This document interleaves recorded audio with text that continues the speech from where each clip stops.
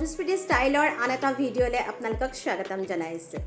এয়া my life my style মধুস্মৃতিৰ সৈতে আপোনালৈ আজি আকৌ এটা ৰেচিপি লৈ আহিছোঁ আপোনালোকলৈ। একদম চিম্পলকৈ বনাইছোঁ চিম্পল পোলাও আৰু চিকেনৰ ৰেচিপি। একেবাৰে চিম্পলকৈ বনাইছোঁ কম মছলা ব্যৱহাৰ কৰি আৰু কেনেকৈনো বনাইছোঁ মই দেখাওঁগৈ ব'লক আপোনালোকক কিটচেনলৈ যাম। পোলাও বনাবৰ কাৰণে এয়া ৰিফাইন তেল দি লৈছোঁ।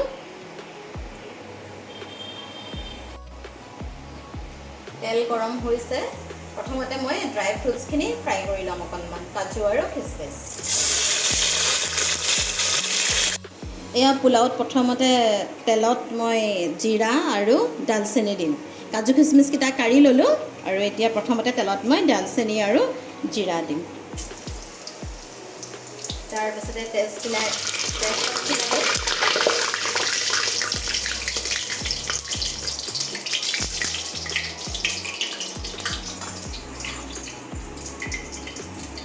এয়া আদা নহৰু, এইটো আদা নহৰু আৰু ইলাচি খুন্দি লৈছিলোঁ অকণমান, এয়া দি লৈছোঁ।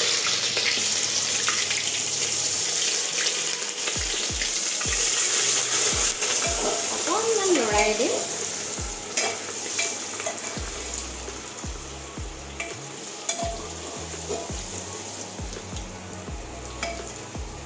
এই পিঁয়াজ দুটা কাটি লৈছিলোঁ, পিঁয়াজ দুটা দি দিম।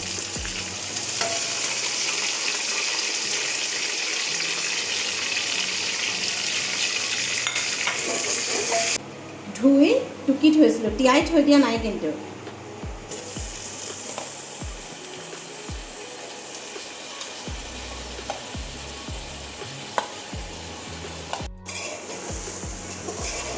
অলপ লৰাই ল'ব লাগিব।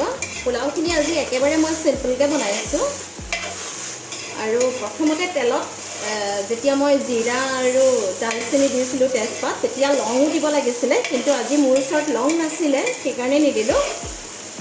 আপোনালোকৰ যদি থাকে দি ল'ব লং দিলে ভাল লাগে। অলপ দেৰি ভাজি লওঁ, তাৰপিছত পানী দি দিম।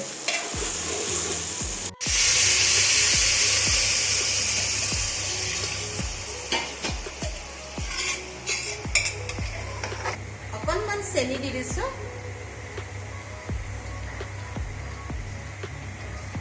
আৰু অকণমান নিমখ দি দিছোঁ। পানীৰ জোখটো আপোনাৰ আঙুলিৰ পৰা ইমান থাকিব লাগিব, মানে চাউলৰ পৰা পানীৰ জোখটো ইমান হ'ব লাগে।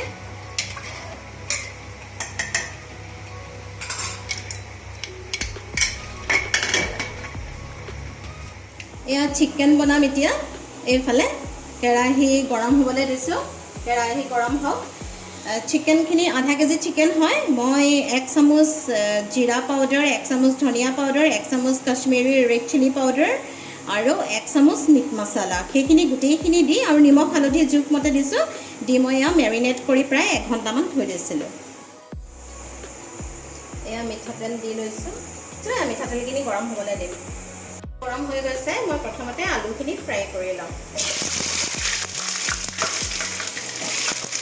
ফ্ৰাই কৰোঁতে অকণমান নিমখ দি দিছোঁ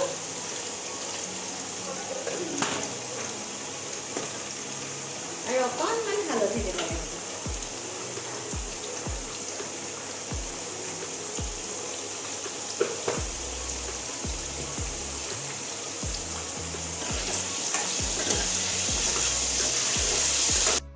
এই আলুখিনি ৰঙাকৈ ফ্ৰাই কৰি ল'লোঁ।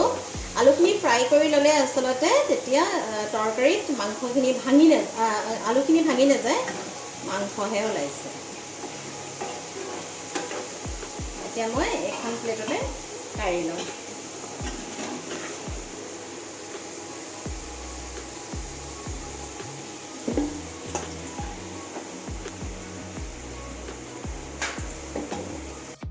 এয়া তেজপাত দিম প্ৰথমে তেলত। তেজপাত, ইলাচি 3টা, ডালচেনি,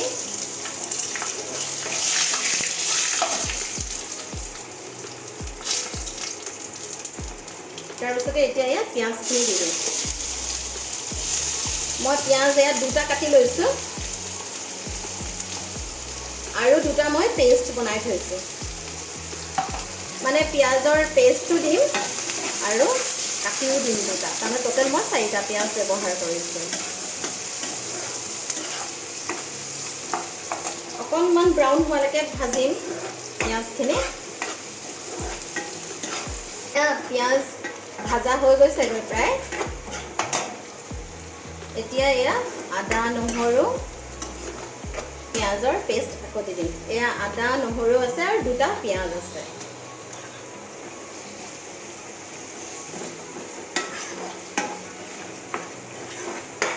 আৰু মই অকণমান জিৰা কেঁচা জিৰা পিচি দিছিলোঁ দেই সেইকাৰণে কালাৰটো তেনেকুৱা দেখিছে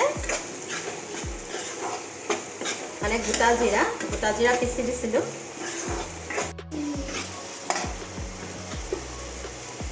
মই পিঁয়াজখিনি ভাজোঁতে অকণমান নিমখ দিব লাগিছিলে মোৰ দিবলৈ থাকি গ'ল এতিয়া দিছোঁ অকণমান নিমখ দি দিব লাগে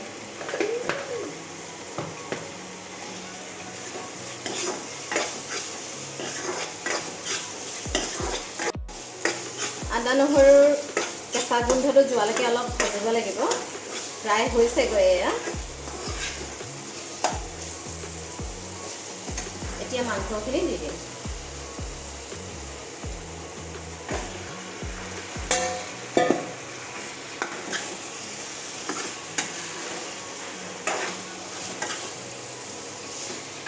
A few moments later.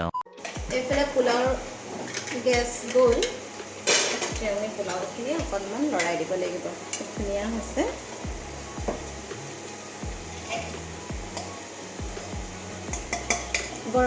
গৰমে গৰমে লৰাই দিব লাগে নহ'লে তলৰখিনি বেছিকৈ সিজি যাব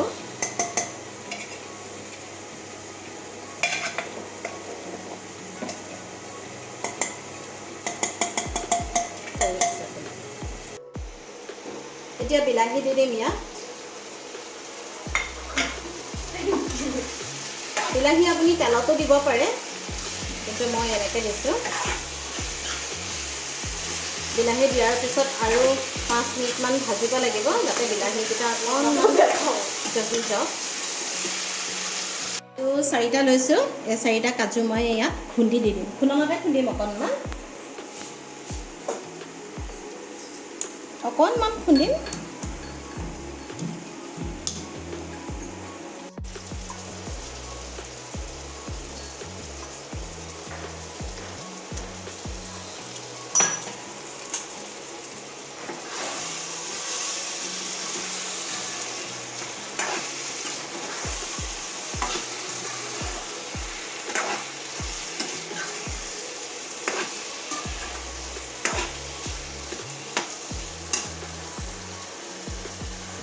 এতিয়া অকণমান পানী দি দিম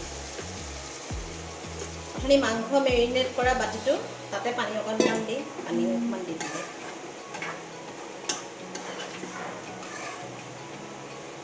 A few moments later.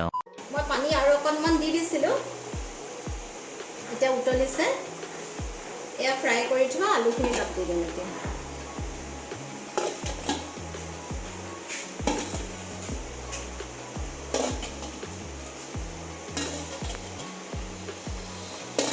আলুখিনি এনেকৈ ফ্ৰাই কৰি দিলে আলু ভাঙি নাযায় আৰু খায়ো টেষ্টি লাগে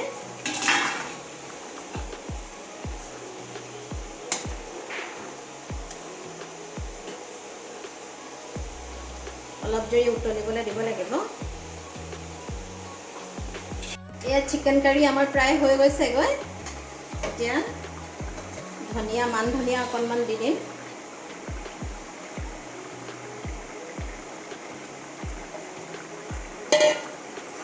আৰু গেছটো অফ কৰি দিম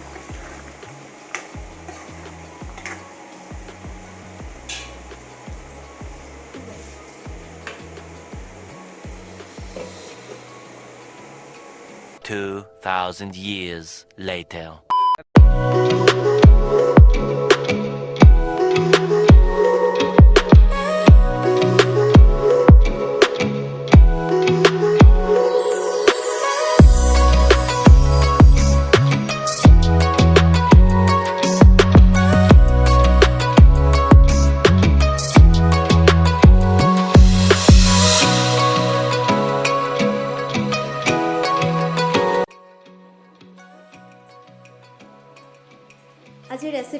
চাই আপোনালোকৰ কেনেকুৱা লাগিলে আশা কৰিছোঁ আপোনালোকে নিশ্চয় এদিন বনাই খাব মোৰ নিচিনাকৈ আৰু যদি ভাল লাগিলে লাইক কৰিব শ্বেয়াৰ কৰিব ছাবস্ক্ৰাইব কৰিব আৰু কাষতে থকা বেল আইকনটো প্ৰেছ কৰি অল কৰি দিব যাতে আহিবলগীয়া নটিফিকেশ্যনৰ সৈতে আপোনালোক নটিফাই হৈ থাকে আৰু নতুন কণ্টেণ্টৰ সৈতে নতুন ভিডিঅ' লৈ মই আপোনালোকৰ মাজলৈ আহিম তেতিয়ালৈকে হাঁহি থাকক ভালকৈ থাকক